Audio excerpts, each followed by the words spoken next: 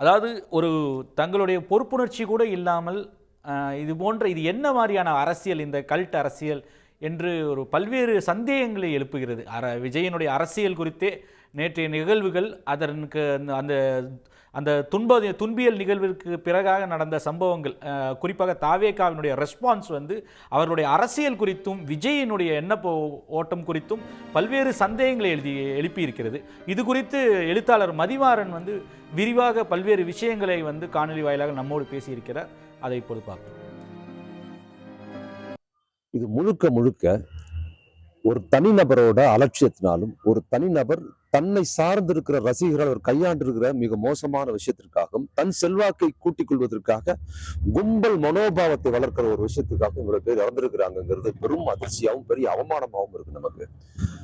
அது இந்த தாவேகா கட்சியோட தலைவராக இருக்கிற விஜய் அவர் எப்படி இதை ஆர்கனைஸ் பண்ணி வராரு இந்த கூட்டத்தின்னு பாத்தீங்கன்னா, எவ்வளவு அலட்சியமா தன் ரசிகர்களை பாக்குறாரு என்பதற்கு இந்த மரணம் இவ்வளவு கொடூரமான மரணம் நடந்திருக்கிறது பாத்தீங்கன்னா, அவர் வாங்கின நேரமும் அவர் கலந்துகிட்ட நேரமே ஒரு சாட்சியா இருக்குது. அவர் நாமக்கல்ல கூட்டம் பேசுவதற்கு காவல்துறையில அனுமதி வாங்கின நேரம் காலையில 8:45 மணிக்கு. ஆனா அவர் சென்னையில இருந்து அவர் கிளம்பின நேரமே 8:45 கிளம்புறாரு. அங்கிருந்து கிளம்பி நாமக்கலுக்கு வர்றதுக்கு என்ன பண்றாரு, 12 மணிக்கு வர்றாரு. 8:45 தேர வாங்கினவர் 12 மணிக்கு வர்றாரு. நினைச்சு பாருங்க, அவர் வரலாம்.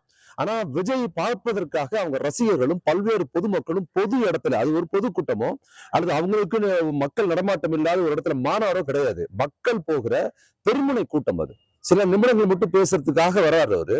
சில நிமிடங்கள், 3 நிமிடம் 5 நிமிடம் மட்டும் விஜய் பேச போறாரு. ஆனா அதற்காக அவங்க ரசிகர்களும் மக்களும் எவ்வளவு நேரம் காத்திருக்காங்க தெரியுங்களா? 8:45 சொன்னா அப்ப எப்ப வந்திருப்பாங்க அவங்க எல்லாம்? 7 மணிக்கு 7:30 குவிஞ்சிருப்பாங்க. 7:30 மணில இருந்து விஜய் வருகிற 12 மணி நேரம், 12 மணி வரைக்கும் அவங்க நாமக்கல் கடை ரோட்ல நிக்கிறாங்க. அவ்வளவு மக்கள். அதை பத்தி அவருக்கு லட்சியமே இல்லை. அது 5 நிமிஷம் பேசிட்டு அங்க இருந்து கிளம்பி எங்க போறாரு, கரூருக்கு வர்றாரு. கரூருக்கு வாங்கின நேரம் என்னன்னு பாத்தீங்கன்னா, கரூருக்கான நேரம் 3 மணி வாக்குல வாங்குறாங்க. ஆனா அவர் எப்ப வருவாருன்னா, அவங்க அதிகாரப்பூர்வமா பாபகோட வெப்சைட்லயும் அவங்களோட பேஸ்புக் ஐடியில என்ன சொல்லியிருக்காங்க, 12 மணிக்கு வருவாருன்னு அங்க போட்டுடுறாங்க. அப்ப 12 மணிக்கு வருவாருன்னு சொன்ன உடனே 12 மணிக்கு எங்க இருக்காரு, நாமக்கல்ல இருக்காரு. 12 மணிக்கு அவர் கரூருக்கு வருவாருன்னா 12 மணிக்கு வர மக்கள் கரூர்ல எவ்வளவு பேர் நின்றுருப்பாங்க. குழந்தை குட்டியோட பெண்களும் ஆண்களும் சிறுவர்களும் சிறுமிகளும் அவ்வளவு பேர். அவங்க 10 மணிக்கே என்ன பண்றாங்க, கரூர்ல போக்குவரத்தை அவ்வளவு பேர் நின்றுட்டு இருக்கிறாங்க. அவ்வளவு ஒரு அலட்சியமா என்ன பண்ணார், 12 மணிக்கு வர வேண்டியவர் மாலை 6 மணிக்கு மேல வர்றாரு. அப்ப கூட போலீஸ் அந்த கூட்டத்தை என்ன பண்றாருன்னு தாமதமா வராங்க.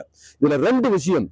விஜய் தன் ரசிகர்களை ரொம்ப அலட்சியமா கையாளுறாரு அப்படிங்கிறதுனால நேரத்தை அவர் பாக்குறாரு. ரோட்ல எவ்வளவு பேர் இருந்தா எனக்கு என்னன்னு பாக்குறாரு. ஒண்ணு. இன்னொரு விஷயம், ஒரு மறைமுகமா என்ன பண்றாங்கன்னா, நம்ம தாமதப்படுத்த கூட்டம் ஏறுங்கிற அந்த மனோபாவத்தை முக்கிய பங்கு வகிக்குது. அப்ப பொது இடத்தில் இவர் போற இடத்துல எல்லாம் பயங்கரமான கூட்டம் சேருதுன்னு காட்டுவதற்காக ஒரு நேரத்தை அறிவிச்சுட்டு அந்த நேரத்துல இருந்து 2 மணி நேரம் கழிச்சு போனா இன்னும் அதிகமான கூட்டம் சேரும்னு அப்படிதான் சேர்ந்திருக்குது.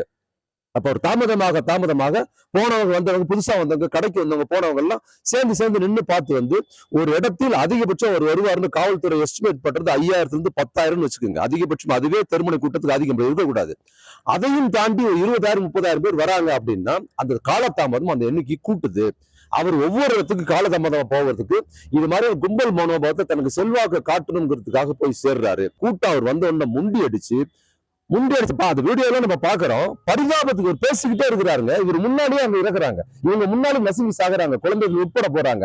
அப்ப என்ன பண்றாங்கன்னா, நல்லா தெரிஞ்சுங்க, எவ்வளவு ஷார்ட்டா, எவ்வளவு மேல ஆங்கிள் காட்டுறாங்க, சைடு ஆங்கிள் காட்டுறாங்க, மக்கள் எப்படி காட்டுறாங்க. நிறைய கேமரா வச்சிருக்காங்க. 10 கேமரா வச்சிருக்காங்க.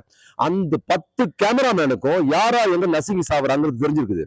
அதே மாதிரி அந்த ரூம்ல உட்காந்து, கண்ட்ரோல் ரூம்ல உட்காந்து எல்லா கேமராவையும் மானிட்டர் பண்ணி பாக்குறாங்கல்ல, எந்த கேமரா எங்க காட்டுறது, எங்க எடுக்கணும்னு அவங்களும் பாத்துக்கிட்டு தான் இருந்திருக்காங்க. நசுங்கிறது யாரும் என்ன பண்றாங்க, இந்த கூட்டத்துல இவ்வளவு பேர் நசுங்கி சாகுறாங்க, குழந்தைகள் குழியில விழுதுங்கிறத கன்வே பண்ணவே இல்லை. அப்புறம் கொஞ்ச நேரம் பொறுத்துதான் என்ன பண்றாரு, விஜய் ஒரு பெண்ணை காணும்னு சொல்லி அவரு அறிவிக்கிறார். அவர் ஏன் அறிவிக்கிறாருன்னா, இந்த மக்கள் நசுங்கி சாகிறத 10 கேமரா 10 டிவி உள்ள உட்காந்து பாத்துக்கிட்டு இருக்காங்கல்ல, அவரு ஆதவ அர்ஜுனா இவங்க எல்லாம் உள்ள பார்த்துட்டு இந்த நெருக்கடியின் காரணமா யாரோ ஒரு குழந்தையை காணும் நீங்களே அறிவிச்சிருக்குன்னு மேல சொன்னதுனாலதான் விஜய் அறிவிக்கிறாரு.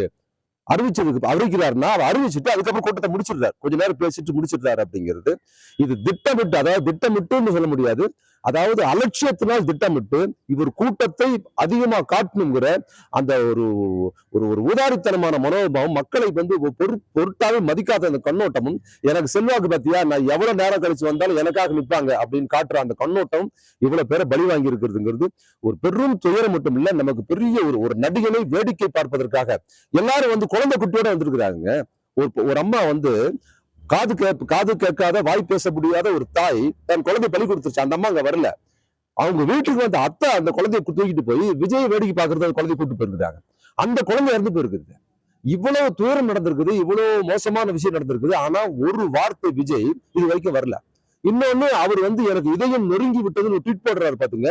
அந்த ட்வீட் போட்ட நேரம் அவர் பிளைட்ல இருக்கிறாரு. அது போட வாய்ப்பே இல்லை. அந்த நேரம் அந்த ட்வீட் கூட அவர் போடல, அவர் பேர்ல போடப்பட்டிருக்கு. ஏன்னா அது போடப்பட்ட நேரமும் அவர் திருச்சி விமான நிலையத்திலிருந்து சென்னைக்கு போற விமான நிலையம் ஒரே நேரம். விமான நிலையத்தில் நீங்க ட்வீட் போட முடியாது.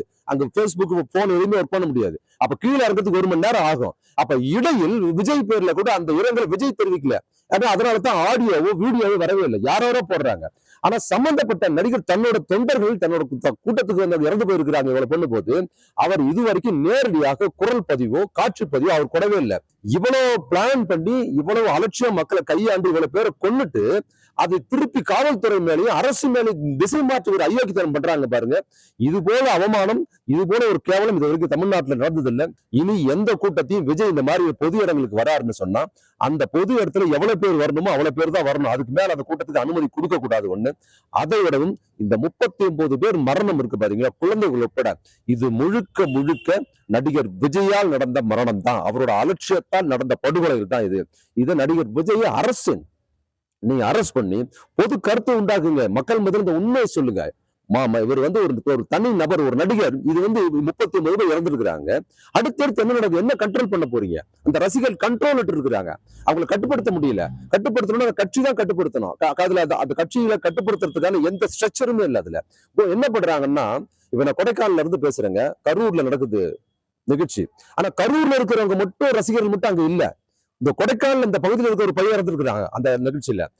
திண்டுக்கல் மாவட்டத்துல இருந்து ஒரு பையன் இறந்துருக்கான். அதை விட இந்த ஆத்தூர்ல இருந்து ஒரு பையன் கருப்பு சட்டை போட்டு போலீஸோட சட்டை போடுறப்பல இறங்கி போய் அந்த பையன் அந்த பக்கம் கிடையாது, ஆத்தூர் பையன். அவன் அந்த ஆத்தூர்ல இருந்து கிளம்பி வந்திருக்காங்க. இவங்க பிளான் பண்ணி ஒரு தெருமுனை கூட்டத்தை இது வரைக்கும் யாருக்கு வராது கூட்டம் காட்டணும்னு சொல்லி அவ்வளவு கூட்டத்தை காலதாமதம் பண்ணதும் இல்லாம ஆர்கனைஸ் எப்படி பண்றாங்கன்னா, எல்லாரும் கிளம்பி வாங்க வண்டி வச்சுன்னு சொல்லி பல மாவட்டங்கள்ல இருந்து கொண்டு போய் ஒரு தெருவுல இறக்கி படுகொலை செய்திருக்கிறார் விஜய். இது முழுக்க முழுக்க அவர் பொறுப்பு.